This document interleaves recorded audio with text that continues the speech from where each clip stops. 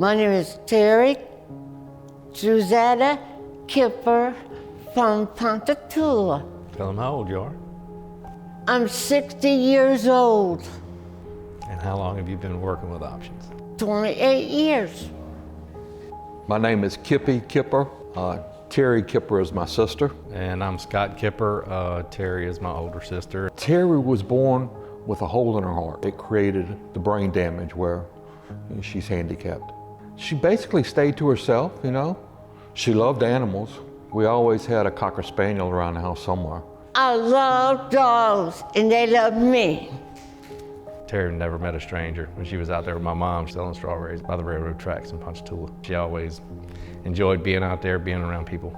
My father passed away in 2000, and then my mom in 2005. When she lost those two basic pillars that she was used to from such a young age and they were gone, it's just, her depression just started kicking in. It's just, she wasn't happy.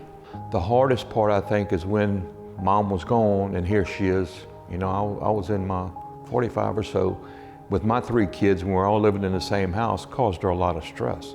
But she didn't have her own life. We needed a change, and without options, we wouldn't be able to give her that change. Terri lives at Options Community Home, which is our house, and she receives 24/7 support. After that, her health started to improve.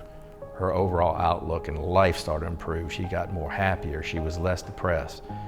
She's lost weight. She gets her medicine on time. There's somebody there to make sure she gets it on time. The 24/7 care from the nurses, the staff that's there, the people that put on the programs.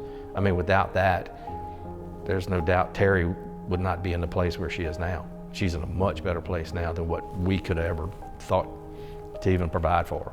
She's got the biggest smile on her face, and she enjoys it. That's Terri. She really enjoys life. She's had 28 years of help from Options with no cost to the family.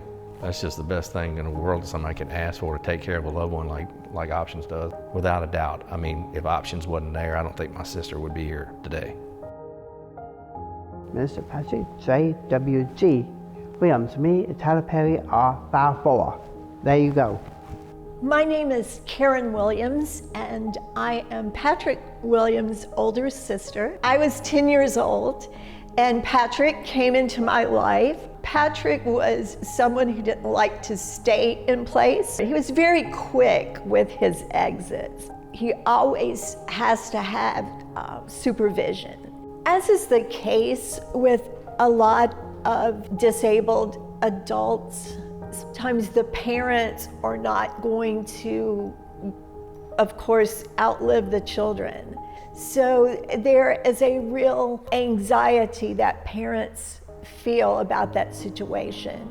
Luckily, we did hear about Options that made such a difference, and I know it was a great relief to my father. My mother unexpectedly passed away when Patrick was 18. My father, who was just recovering from open heart surgery, really stepped into place. My father was almost 70 years old at the time. Options was absolutely essential for Patrick's success. I know that my father's last years would have been just filled with anxiety and concern. Patrick is able to live in his own apartment. He has independent living with still the idea that he has to have 24/7 care. He has had many wonderful people who have worked with him. Kathy, who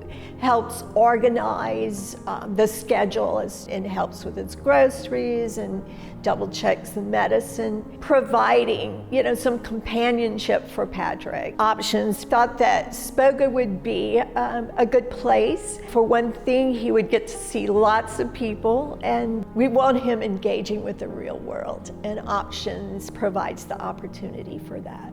Patrick's story is not over. He does still have that wandering spirit. Options has grown with us, and it has always been there every step of the way. And that's a gift. It's a gift not to live in dread and anxiety about your loved one.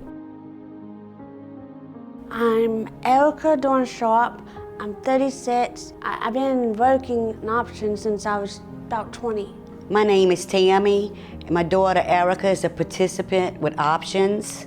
She had a regular birth. Before she was 3 years old, I knew she was behind the other kids. I thought maybe since she had to have tubes in her ears, that maybe it had something to do with why she was having a speech defect. As time went on, she couldn't take a test. She couldn't sit still in her class. She did have a disability, and you cannot see it from the naked eye. She needed a little bit extra help and understanding. Instead, she would get in trouble. I used to get in trouble when I was little all the time. I was hyper, I was ADHD. And I was getting called way too much at work. I had to work. I needed every penny I could make to make a living. Not everybody's ready to babysit a special needs child either. But just because you got a special needs child don't mean you don't have to go to work. If you don't have family or somebody to do it, it could be a problem. She's shy, and it all stems down to when she was in school and got in so much trouble every time she tried to talk. Too much, too loud, and they fuss her. The kids used to think I didn't know how to talk anymore because I never spoke. After high school, I was pretty much a hermit. I mean, I don't want to see my daughter sit home all day long and do nothing and be shy. But I knew about options. By the time she got old enough, before she was out of high school, I called them. I was hoping she was going to get accepted and they were going to find her a job and she'd get to live as normal as possible, as just like anybody else. Nothing comes cheap. You need a job to live your life, you know? Everything costs money. They gave me a job and they gave me more confidence because without them, my mom would be the only person I talk to, really. I've been working with Edmark at Southeastern for 16 years. Rana is my job coach. She comes and visits me at work to see how I'm doing. I love riding the bus because I got transportation to work. And I have friends on the bus, and the bus driver's nice. When I first started riding that bus, I never talked. I used to be so shy. Before you knew it, I was talking to people. I was even talking to students. I got peace knowing that Erica's living up to her highest potential. She's got her self-esteem. I mean, as a mom, you want to see the best for your kids, and you don't want them to be that different. It's normalized her in a lot of ways. She could only do that through options helping us. I would have a lot of worries if it wasn't for options about Erica's future. But I do know that if I ever transition to my next life, that options will be there for Erica. I'm not gonna always have my mom to help me. If I didn't have options, then I wouldn't know what to do.